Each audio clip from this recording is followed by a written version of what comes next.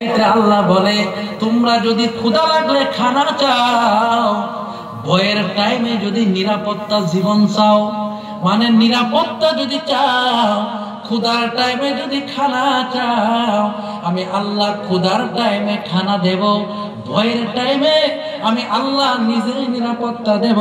একটা ডিউটি করা লাগবে, ডিউটিটা কি? ফালিয়াবুদু রাব্বা হাযাল বাইত, কাবার মালিকের ইবাদত করো। সুবহানাল্লাহ। কাবার মালিক কে? আরো জোরে কোন কে?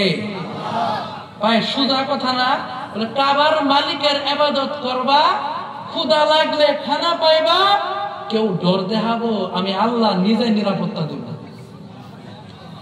কারা নিরাপত্তা দিব?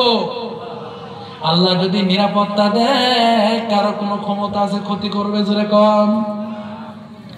হযরত মুসা আলাইহিস সালাম লোহিত সাগরের সামনে দাঁড়ায় আছে, ফেরাউন চতুর্দিক থেকে আক্রমণের জন্য ধাওয়া করছে, ঠিক কিনা জোরে কম। মুসা নবী উনি লোহিত সাগরের সামনে দাঁড়ানো, মুসা নবীর উম্মতরা বলে ইয়া মুসা ইন্না লামুদরাকুন, ধরা পড়ে গেলাম। মুসা নবী বললেন না না, টেনশন নাই, কোনো চিন্তাই নিও না, আমরা মাইনরিটি না, আমরাই মেজরিটি, কারণ আমার আল্লাহ আমার সাথে আছে।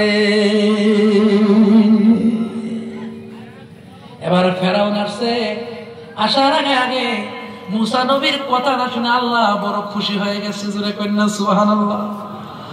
আল্লাহ বলেন মুসা, তোমার লাঠি আছে, এই লাঠি দিয়ে দরিয়ায় একটু আঘাত করে দেও।